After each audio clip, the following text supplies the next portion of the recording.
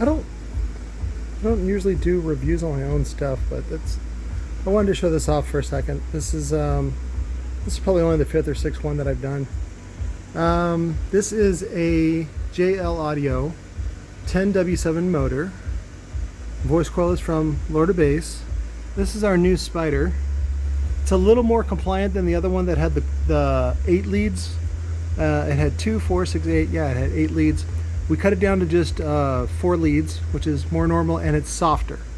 And we do that for a couple reasons. Just because on the 2-inch ID or 2.5-inch ID, 8-inch OD, on some of the 10s that we were making for the Vato Extremes, the FS wasn't low enough. So it had some issues there, and really, at the end of the day, you want to have a soft suspension. That's what makes the woofer loud. That's what makes it sensitive.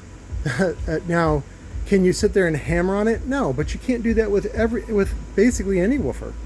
So I don't know why guys do that. I don't know. It reminds me of like when Tom Segura is talking about his boys. Like, they just do stupid shit.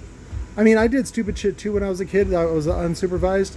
We did all kinds of dumb shit. But I think it's maybe just boys trying to push their limits and figure out whatever. So anyways, this is a 12. We can make a 10 out of it as well. Somebody was asking, they were wanting to use the TI frame, and I don't really think this is a good match for the TI frame. You could use it, but again, I think because the TI frame, I don't recommend the TI frame because the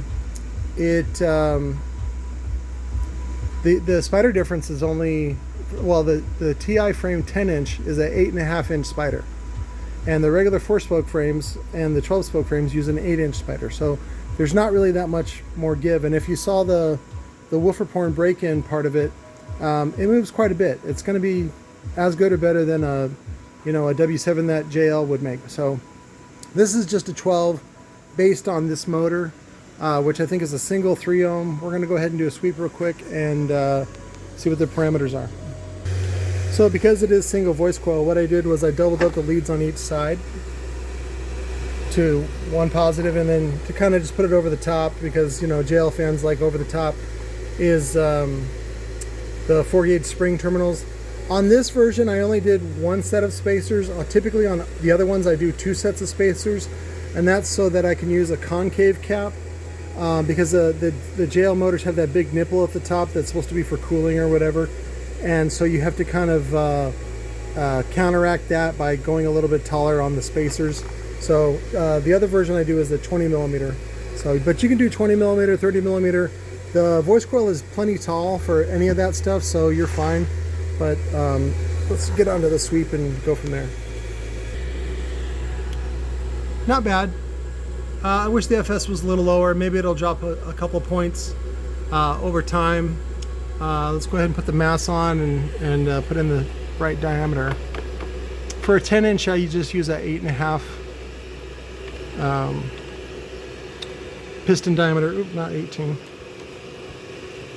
8.5, and then we measured out 514.6 grams of mass, and then I gotta use 2 hands to sweep it because I gotta hold the woofer up. You don't want to block that back vent. All right, super small VAS, 0.6 cubic feet. QTS is 0.8, so good for ported boxes is what I would recommend. And then you don't want to go any larger than about 1.2, 1.3. It's about as big as you want to get. Again, if you go bigger than that, you start to really compromise the power handling. Technically, you only need about 0.6 to 0.75 cubic feet on ported to do this. You can do it in a sealed box if you want as well. And of course, I never recommend bandpass. If you still think that bandpass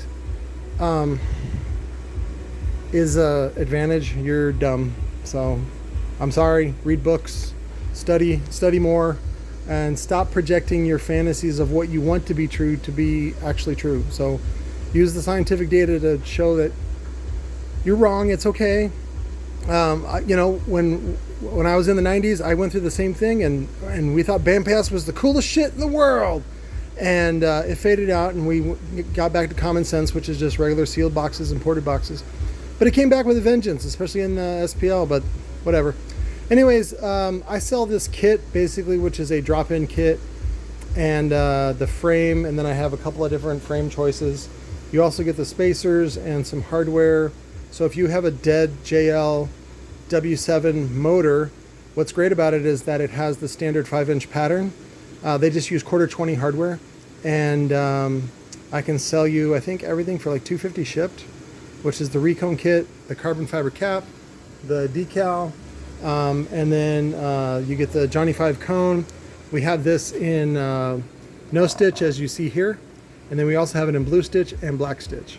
So nice fat roll, and then I'll put a link to the short that I'm going to post that is the woofer porn, so based to some music. So thanks for watching, guys. Love you. Bye.